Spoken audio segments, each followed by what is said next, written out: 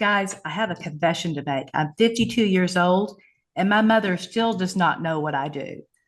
DMOs or destination marketing organizations are a small sect, but a powerful sect in our overall industry. Everyone thinks the DMO jobs like Parks and Recs. I can't tell you, even my kids call me Leslie Nope, but it's a lot more like air traffic control during a snowstorm with a committee watching. It's a very, very interesting and wonderful industry that we're in. And it's going to be my pleasure to talk about DMOs, talk about tourism trends, and really give all of the community a great briefing about what's going on in the US right now. So I want to start with Destinations Professionals Day, which is the second year this year, Destinations International. For those of you who don't know, Destinations International Professionals Day was just recently. And just to put this in perspective in terms of destination organizations, there are 10,000 around the world. That relates to 3,000 in the United States. Of the professionals, there's 348 million worldwide, 150 in the US, and 11 trillion contributed to the global economy just from the efforts of DMOs. That relates to 6 trillion in the US. And I really want to get into what DMOs do, what their function is, and some great travel trends that could help independent businesses and those of you attending. But really quick, before I do, I jumped really fast. I'm Jenn Barbee. Thank you guys so much for listening and being here today. I've been in this industry this is my 30th year since 1996. I've had such the pleasure of working with over 400 destinations worldwide and domestically. Got a great little quick award actually just yesterday, made the top 50 tourism influencer list for the True Visionaries. And now I do systems and influence work. So I do a lot of this community briefing and education around the country. And that's just part of what I do for the industry gratis. So really happy to have your attention. So let me tell you just a quick, because I'm a history nerd, history major actually. Let me give you a brief history of the DMO so you see where we are in the tourism environment. The very first bureau, or it was a Convention and Visitors Bureau, CVB, was in 1896, and it was Detroit. And here's how that shook out. There were a couple of hoteliers in there that thought, wow, how do we get more business together? So a CVB was established in the 1800s. But it's gotten really interesting since then. The tourist boom that really came did not come from a DMO. Originally, it came from the economic conditions changing, from us being able to celebrate as a nation. And we had a big tourist boom. Transportation and roads made a big deal out of that too. That happened post World War II. And then we get into really the bigger DMO era, the CVB era. These are the 70s to 90s. This is when you started seeing the visitor centers around the road. This is where families stopped. The brochure, 2 decades were in here. Fax machines ruled in terms of getting business for DMOs. Then we have a digital shift. Now, this is where destination marketing organizations had a little bit of an upset because they had a very specific role in area, and that was the brochures, the getting of convention business. But then the internet democratized things. So here we are in the 2000s, that made a big difference. And of course, destinations, even the largest funded destination, your New Yorks, your tier 1 destinations, couldn't compete with the online travel agencies, the Expedias, the Travelocities that came in and shook all of that up. So the digital shift really kind of had people asking, well, where is our role if we can't compete in booking the actual business? And that becomes a destination management shift. That's when DMOs really turned from a CVB and started to turn about community development. That's when they looked more at destination management and being able to more holistically market the destination and get the information out, not necessarily being the booking conduit. Then we had another whole upset that upset us all after a real shutdown. The post-pandemic reality, travel is very different. We haven't quite recovered from pre-pandemic numbers nationally or globally, but also the reality, the appetite, what travelers want. Okay, so the post-pandemic reality is a lot different. We're going to get into that. We're going to get into some trends and what's going on that your destination can really tap into. So the tourism lexicon for the US right now, this is back to some Destinations International research. So what this means is this is the language that is most important right now and really what is structuring DMOs in their conversation. Now the blue parts have been there a little while. These orange outlines are fairly new for 2025. So things like alignment are a lot more important. Local businesses, really community pride, safety, the future. So many DMOs are battling relevancy and their place in the tourism ecosystem and where they can be most effective. So this really gives us that sentiment feel of, of where DMOs nationally are thinking. Awesome. Now we're going to get down a little bit more specific. This will be some good meaty stuff for those of you who run small businesses in tourism or adjacent to tourism in a rural destination. The really best rural DMOs, and I really think rural DMOs have a much bigger advantage, these large, overstuffed tier one destinations, because traveler sentiment has gone there, but also instead of trying to sound like polished big brands, rural DMOs are instead embracing real voices, local entrepreneurs, and that authentic quirk of place. And that is really a message that resonates the best with travelers today. And of course, those travelers that are dipping into other generations now. So it's not, you can't just rely on a specific, especially the aging out generations. The Gen Z generations are really, and millennials are really pulling in into that quirks of place. We're going to go into a few rural destination trends here. And Kristen, my partner, are you with me? I'm here. I am going to let you talk because Kristen is our chief experience officer. She works with a lot of rural destinations. I'm going to set her up and I'm going to let her talk about this with me. Awesome. So Okay. really quickly, sorry, Kristen, I set you up super fast before.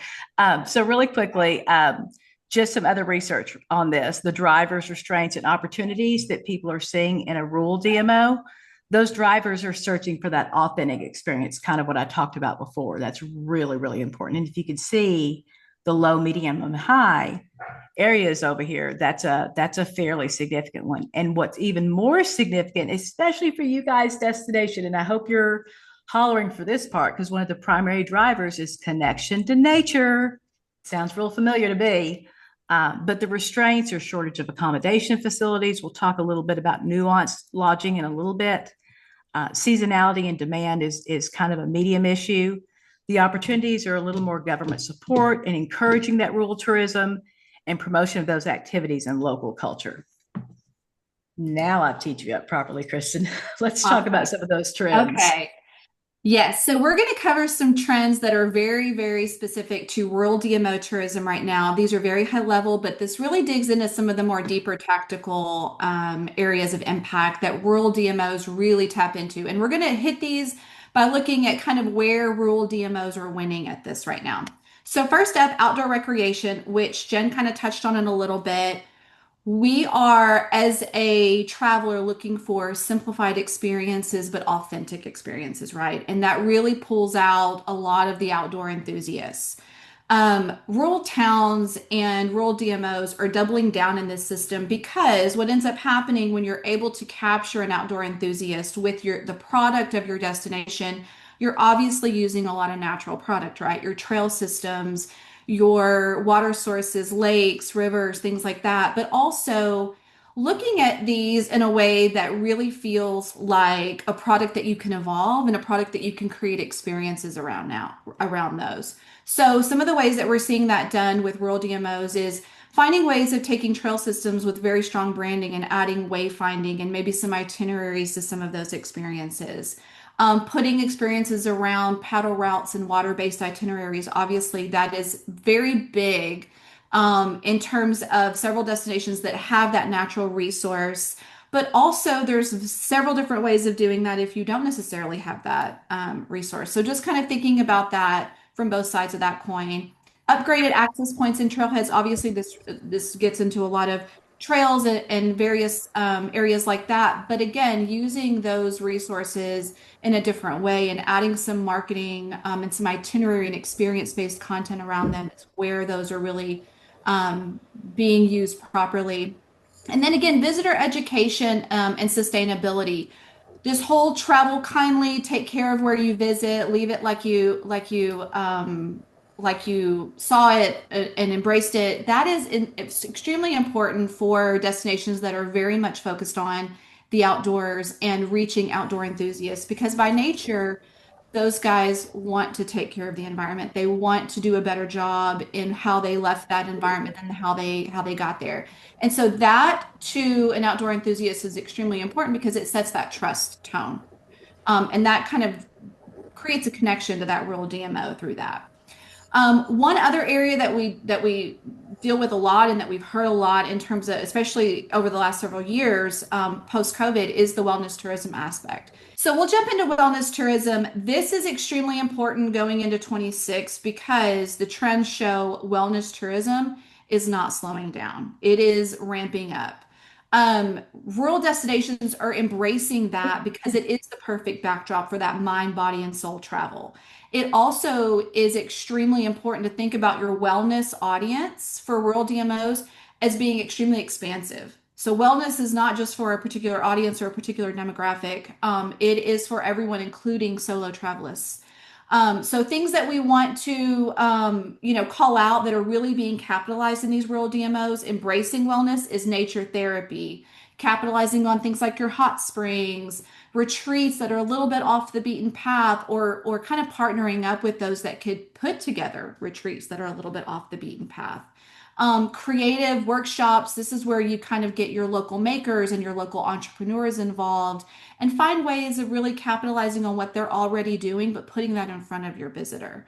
And then we all need a wellness weekend, right? Who does not need a wellness weekend? So, again, creating experiences around what you already have is extremely important. But the idea around that is that you want to offer up something that's simplified to your visitor, right? You want to kind of give them a polished idea of what their weekend could look like, what their experience could look like. That really covers Absolutely. a good base of that decision-making And I process. want I want to throw another Jenga on that for you, Kristen, because I just wrote about that this morning in one of my essays, which is, when traveler appetite or just when overall is a little wonky or a little weird before, that was a party escape. That was alcohol. That was the beach. That was whatever. But now the appetites have shifted. We Mhm. just want a break. We want wellness. So I think I wanted to double down on that for you. Like wellness is a massive trend here to stay. Absolutely. And for the first time ever, we are seeing major declines in where we're putting our dollars. And alcohol is one of those, right? And wellness is ramping up when other things are going down. So there is definitely a major trend in this. But again, I think that really what we want to put forth from the wellness aspect is a lot of times you have the resource, you have the product, you have the experiences. It's really about capitalizing on how to deliver that to your audience. Absolutely. Um, the other, a big one that we want to dig into is rural events. Obviously, these look a little different from our bigger destination events, right? And this is where small towns are having a cultural moment. Because what we want, as we're thinking about events that we want to spend time at, where we want to take our kids and our families to, we want them to feel nostalgic. We want them to be affordable. We want them to feel grounded and we want to feel connected to that destination through that process. So this is where rural DMOs are leaning into festivals that incorporate a feeling of heritage or some sort of culture into that. Music obviously is a big way to do that, but also thinking about different subcultures. When you think about the foodie aspect and you think about the arts aspect, there's several different ways you can lean into festivals. Art is a big one. We have obviously a lot of rural DMOs in the country doing a lot of arts festivals and festivals that are around kind of creative quirks. So that's a really important one. Revitalized holiday traditions. These are things like your parades, your tree lightings, your small town Christmas. This is a huge appeal. This is going to be a huge appeal for several years, we think, because of that authenticity to that holiday and that connection to towns that are really embracing that feeling of holiday. No one wants a chaotic Christmas. Okay, no one wants a chaotic holiday season. We want to feel grounded, we want to feel connected. So that's a big important piece. And then niche sporting events, and that could be the list is long, but some examples of ones that we've seen do really well are rodeos. Those are back. Rodeos are back, guys. So be thinking about like any of those events where you can really tie in the ecotourism side of things too. Archery, gravel cycling, equestrian competitions, like anything that really calls attention away from some of those major sporting events that we all, your typical basketball, football, soccer, things that are outside of those that really get into some niche sports. That is an avenue for really important and very specific increased exposure for your destination. Absolutely. Thank you, Kristen. Yes, of course. Awesome. So now we'll jump into some other stuff about this. Let's talk about rural destinations stretching those dollar bills like taffy, because that's a reality. A reality is, rural destinations, they're not outspending anybody, but they can out partner. I've seen the better campaigns and the better development, the better tourism draw coming from more creativity and less ad spend. So collaboration is absolutely key in regional, multi-county, shared campaigns, seasonal themes. And one thing that's really starting to rise because of TikTok and social media is lifestyle brands are starting to get on the bandwagon of supporting local and smaller community tourism. So that's fun. And then teaming up with state tourism offices for co-op buys, rural destinations really rely on the state almost more than anything else. And I can say, because I've worked with your state as well, just an incredible organization to help rural DMOs the best way they can. Also leveraging local businesses for storytelling and content reach. Very, very often now, a small business, a bakery, a mom and pop maybe, will be on social media, go viral for maybe their TikTok or their behind the scenes type of thing. What ends up happening is that benefits the entire community. It lands back at the DMO, and that stewardship goes out to others. And then people build on what people love so much about it. But I do want to say, always have to say this, is being viral does not mean business necessarily. So it's a great little opportunity, but think about the longer terms of storytelling and collaboration. So now that we've kind of talked about the things that are real popular with rural GMOs, let's talk about the 5 rural destination archetypes. And this is kind of where rural destinations have slotted themselves in terms of identity. And I want to say another little quick asterisk here. I have a lot of those. And that is there's a difference between brand and identity. Brand is more evolved than just a logo or colors, but brand is your campaign, it's your communication. Where a lot of people miss is identity is what brings people together and what makes that kind of grow. Identity is who you are. Identity is the ability to not have to worry about over tourism. You can go all the way in on that archetype, and that will be fine because your people will find you. So, having said that, let's jump into these archetypes. So, the first one is what we call the gateway, and that is the place you pass through becomes the place you stay. The core role for this archetype is it's an access point to a major natural or cultural attraction. The key assets are proximity to protected lands or iconic experiences, outfitters, guides, gear, lodging, and then the orientation and education role of that. Example destinations: Ely, Wall, South Dakota, Moab, Utah. And what makes this type of archetype work, and again, I just want to say this is not recommendations that anybody adopt these certain archetypes. I'm laying them out. These are where these destinations fall in terms of outside perspective. But what makes this type of archetype works is it turns passing through into starting here. That's especially important with international travel. And it's becoming the trusted first experience. Let's jump to our next archetype, and that's the creative wilderness. This vibe is nature and culture equals longer stays. That core role is outdoor destination layered with arts, learning, and craftsmanship. Those assets, maker culture, think workshops, classes, festivals, storytellings, micro festivals are very, very in right now. It's the creative economy. Those destinations, Grand Marais, Joseph, Marfa has really made its mark in being a very not an Austin, but like a very small, kind of weird, fun, creative community. And it's a tiny town in Texas. What makes this archetype work is the visitors engage. They don't just consume, which is really good too for sustainability. And again, not worrying about having the wrong type of travelers in your community, because I think it's really important back to identity to make sure that you're protecting that. And it adds emotional connection beyond just that scenery. Tracking right along to our next archetype is the trail economy. So this is movement drives spending. If we can move them around within our destination, it's gonna create an economic impact. Our core role here is it's built around biking, paddling, hiking, skiing, or some sort of route travel. Don't know if you guys have seen, but of course, America's Centennial, the 250, is being celebrated this summer.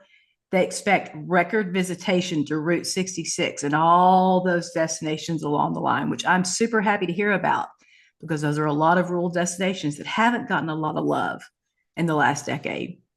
The key assets in this archetype: an infrastructure for trails, a trail town type of services, repeat visitation partners. Lanesboro, Minnesota, Bentonville, Arkansas, which is that bike economy model, and a lot of the Appalachian Trail communities. What makes this type of archetype work is it becomes a loyal visitation, which is super, super important. Loyal money spends 3 times more than new money, by the way, in tourism. Local businesses benefit year round from this type of movement drive spending model. Let's get into our next one. It's the icon stop. This is that one unforgettable thing that it creates the entire economy. And I'll just jump right down and say, that's Roswell, New Mexico. So coming back up here, this archetype is known for a singular attraction that pulls people right off the highway. The assets are a highly recognizable anchor, a story or legend, shareable experiences. Wall, South Dakota, Roswell, New Mexico, Casey, Illinois. What makes it work is clarity, it's identity, it's knowing who you are and why people even want to come. People know why they should stop. And let's end this with the premium retreat.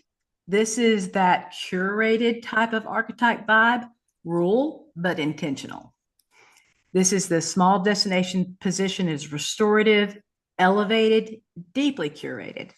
Those assets are designed forward lodging, which is becoming a very important thing. If you think about Instagram being, driven by aesthetics, driven by brand, design forward lodging in all archetypes and also even outside of rural is becoming very, very important as hotels are consistently flag hotels are losing their shine and people are moving towards short-term rental accommodations and more unique accommodations.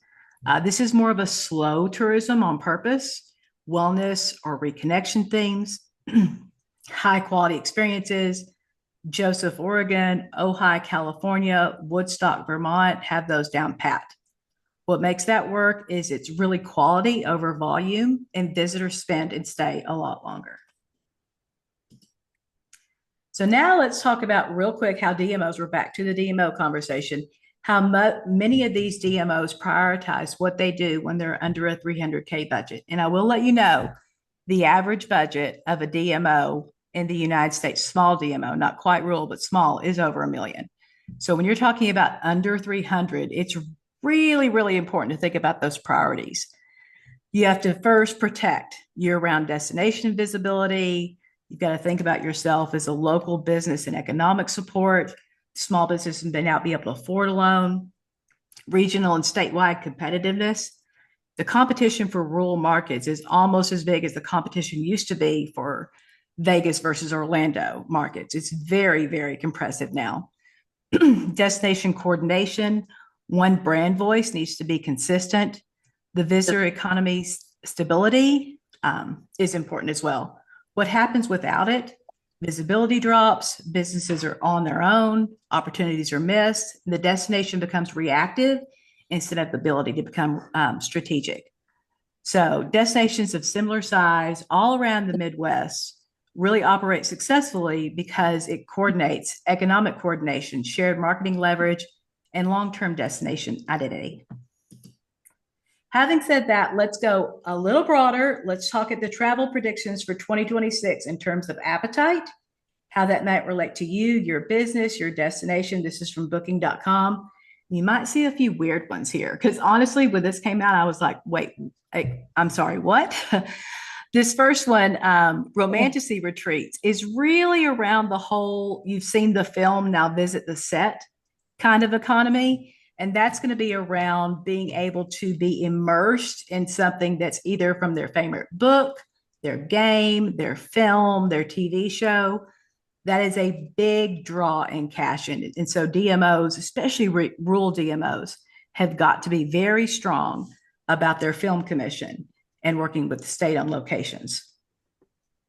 The second one, little out there, but not really when you think about smart homes. They're calling humanoid homes, but that is 77% of travelers are open to booking a robotic enhanced home with cleaning. So we're not too out there quite yet on that.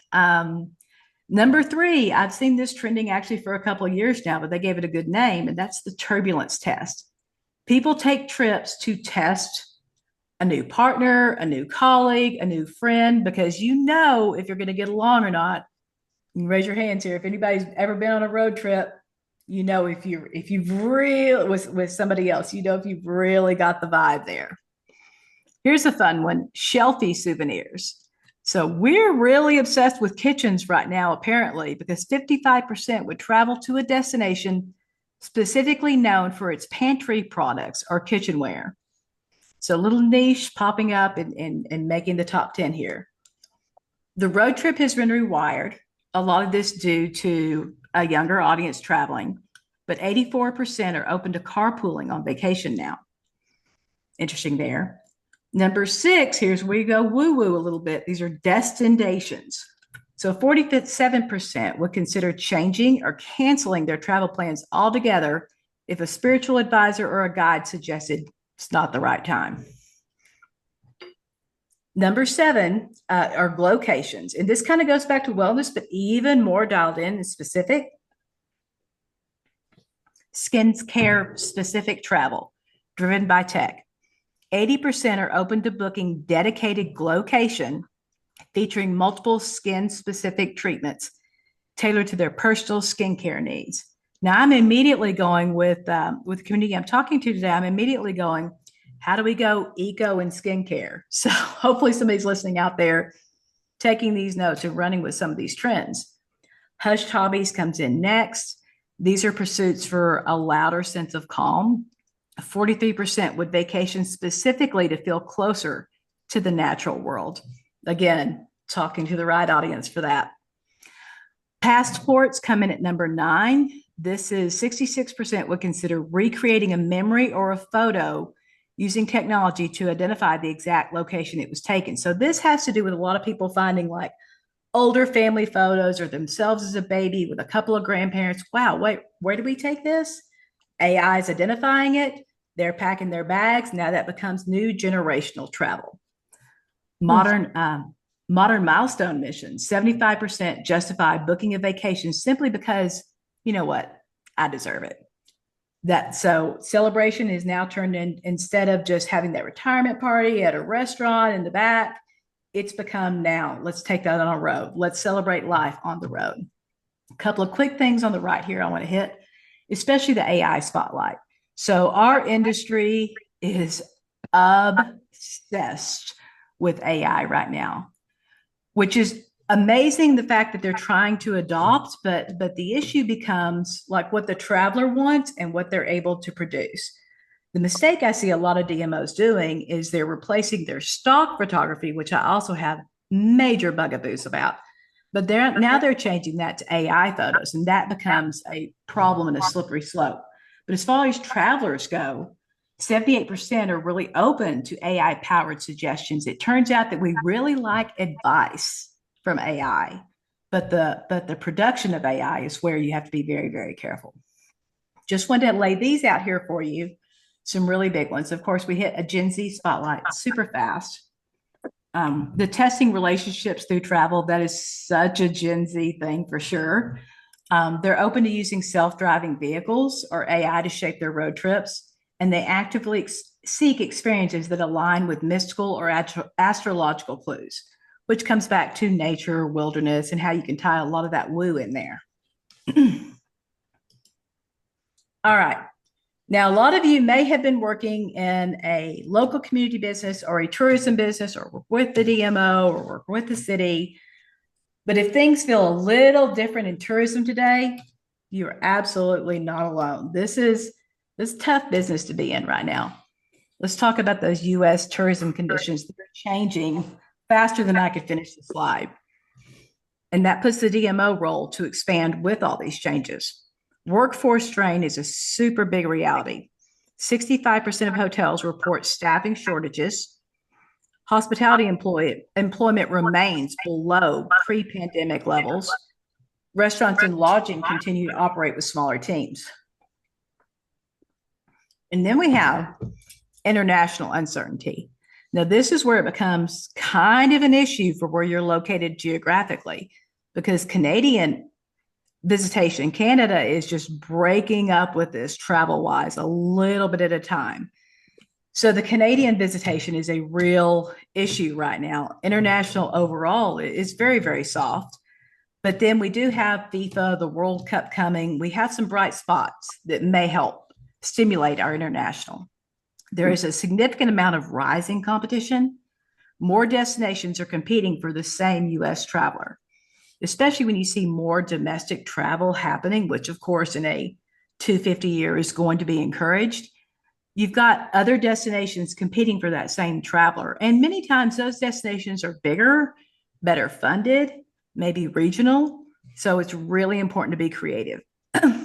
Visitors expect more when local capacity is stretched. So that's where that identity becomes important. So it's not the over tourism piece. And of course, AI's entered the chat, and social media remains the choice for visitor discovery. What DMOs are now expected to carry, in addition to marketing, this is where DMOs are really moving from a destination marketing organization into a destination marketing and management organization, because they're now expected to talk about workforce and talent conversations, housing and community impacts, business alignment and mediation sometimes, crisis communication and reputation management, economic development support for local businesses, visitor education and stewardship. DMOs were built to promote destinations. The system is changing so fast and conditions are so compressed. Today, the real reality is they're expected to protect them. It's just not in the same conditions it was 5 years ago. And the destinations that adapt are going to outperform the other ones. But it is a lot. And we've just kept adding on. And okay, you got to do social media. Well, that used to just be Facebook, and then it's Instagram, and then it's Reels, and then it's TikTok, and then it's Threads. Like, it just keeps adding on. There's only so much that one person can do. That's why clarity and strategy is so important. Really, post-COVID, the numbers of tourism didn't just change. The traveler appetite changed. The worker appetite changed. And what we're saying is things have to matter to us. And that's both from the tourism worker standpoint, but also from our traveler standpoint. There is an absolute shift in how we feel about travel, about life. And it's really important to meet our businesses, our partners, our stakeholders, and our travelers with the same type of grace, is understanding the most important thing is joy in travel.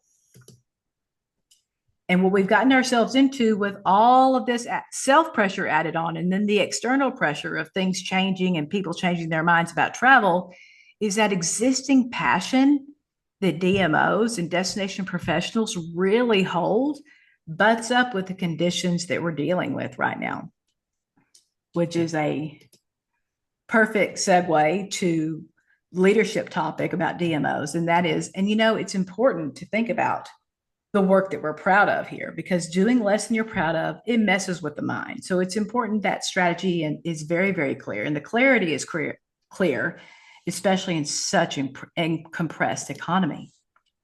So this brings us to, this is actually where I met you guys in the first place, or some of you. And that was in 2024 at the Leadership Summit Day for Explore Minnesota and the Governor's Conference on Tourism, which just happened for you guys again a few days ago. So just really quickly, we're going to hit these and then we'll hit some Q&As at the end. But this is what kind of shapes the next decade of demands for DMOs to really evolve into DMMOs. So this part of the briefing it's pretty clear stuff. One, ethics are always in fashion. You would think you wouldn't have to say this to adults, but sometimes that's just the case. It's important to embrace all of our community, all of our businesses. That's why I don't really love ever a membership model, because I think it's more important to be able to embrace what makes sense in the community. It's super important to always be leveling up. And that's not about adding more on. I think a lot of destinations, especially mid-tier and larger destinations, tend to say, oh, look, so-and-so, our neighbor's doing that over there. Well, let's add that and 3 more things so we can one-up him. That's not the kind of level up that's important in today's economy. That leveling up sometimes may be letting go of the 3 things that's just an expense now and taking a risk on the 1 or 2 things that's going to be more important for the next decade. Authenticity in everything. And this is something that, really people oversay but can't be undersold. And that is, it's important to show warts and all. Destination brands are really moving towards that too. A lot of ones are just leaning into the things, their stereotypes. People think about them and they're like, yeah, that's us. I guess some larger classic cases will be keep Austin weird. That's really an authenticity brand message. It's important to fail fast. Let's be honest. If you're expecting to win at every single thing you put out, marketing material wise, communication wise, organically, it's unrealistic to think that. So it's going to take some iterations. It's going to take some massaging, especially in marketing and advertising, to find the right mix.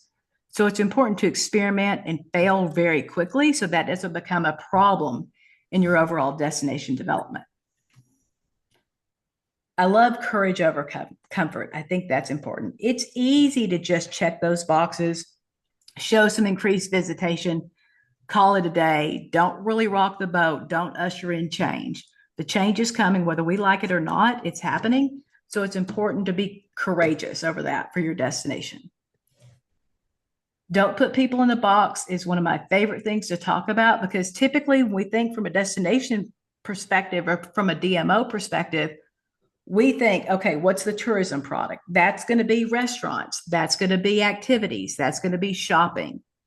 But what we forget in a lot of destinations of what's developing and moving towards this next decade is opening that up and democratizing and understanding the traveler has already democratized their experience. Nail salons, don't sleep on nail salons. Those type of stakeholders, those businesses that don't typically feel like they should be part of the tourism economy already are. So it's important to embrace that and find there's a lid for every pot, right? So find the right traveler, the right connection there. Great destinations bet on themselves. And again, this is a little more kind of an inside DMO thing, but I'm sharing it with you in this community briefing. And that is DMOs have a tendency to not do anything until their neighbor's doing it. I feel like those more successful DMOs, those more sustainable ones that can really prove their worth, bet on themselves. And let's be honest, sometimes things don't go as we plan, right? So what happens when the change hits the fan? A couple little leadership pieces here for you. First off, things happen. So we're going to get our head in the game. It's important to keep a spirit of difficulties help us grow, knowing whatever the solution that's out there, it's a possible way to get there. Recognizing your role in that story, in the destination story when things happen, is important. And I like to jump ahead and think, what's the third thing I have to do?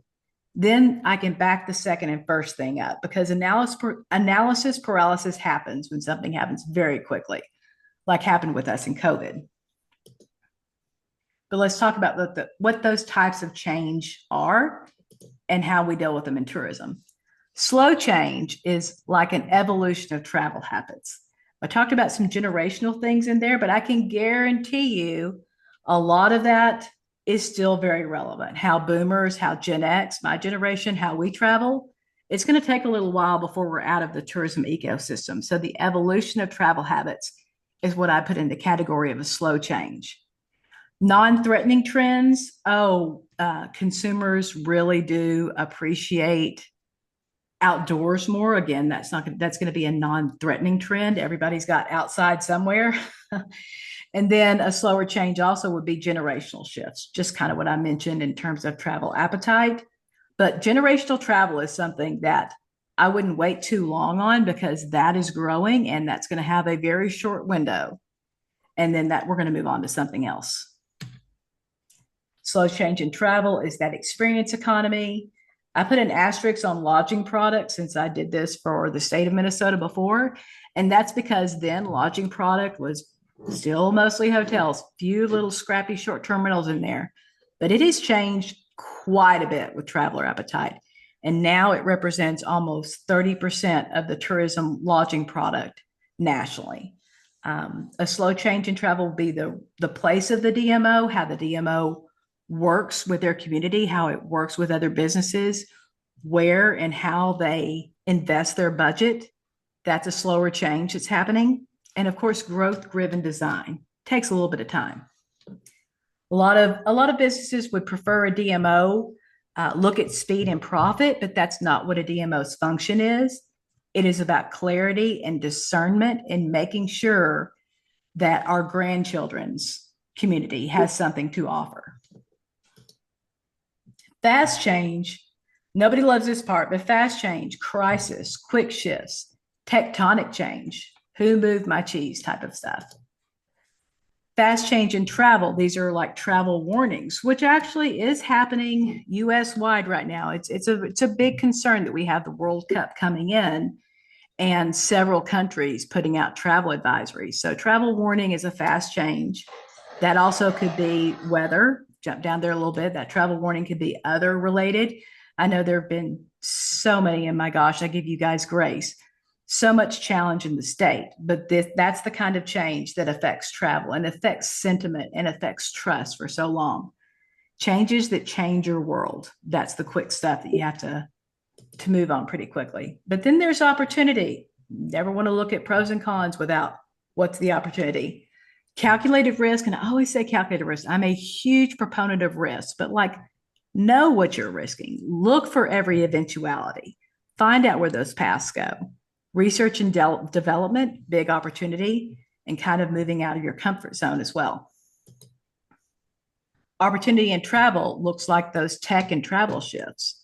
So an opportunity might be AI in a lot of ways, individually with businesses in the community, but also with the DMO and also with other travel partners.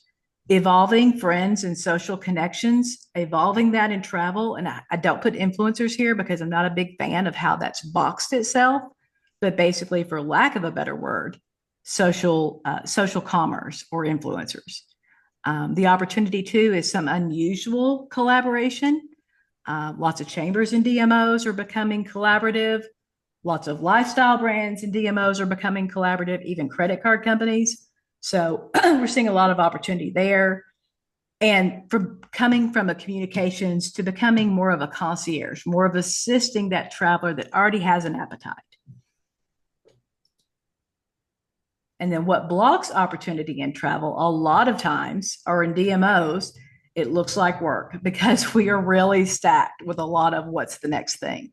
So it can stall an opportunity when it looks like work, when it costs you, when you're calculating the risk, when you rely on committees. I really think it's important to have a committee voice, but it's important to have committees in your destination that have clear goals and clear roles. That way they can be of service, like a board. Otherwise, it goes down to that old saying, you can search all of the towns and all of the cities. You'll never find statues built for committees. So little joke, got to poke at them a little bit there, but it's really important to make sure that when you come together as a group in anything you do, there are very clear roles so that you can move forward in that opportunity. And then I love to leave a little 10% on the table to the big, hairy goal, to that wild thing we don't know if we can do. 10% is a good bet on that. And also, when you think about these opportunities as a destination, as a business, think big. It's important to go out there. You can always pull back. It's harder to push out.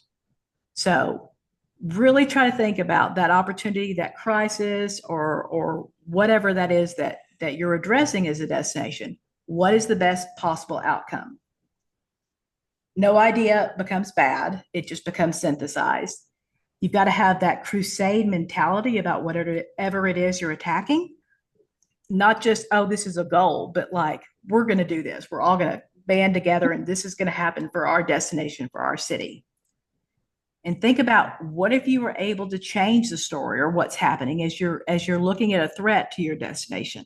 This is where I want to tap back into anti-brand trends. That's the nothing to see here type of campaign that works so well. So think about changing the story if that's something that comes across in your destination.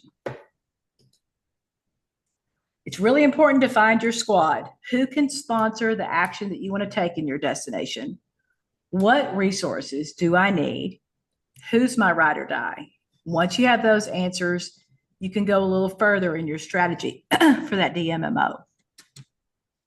And then once you have all that done, again, I mentioned I'm a history geek, so you guys might remember the story of Caesar overtaking another in Italy, and what he had, and so his soldiers wouldn't back up. He said, burn the boats, which basically means a little less violent here, but allow no other outcome. Once you've all said it, once there's a consensus to a destination move, don't allow another outcome. Deflect all those distractions. Say no if you have to.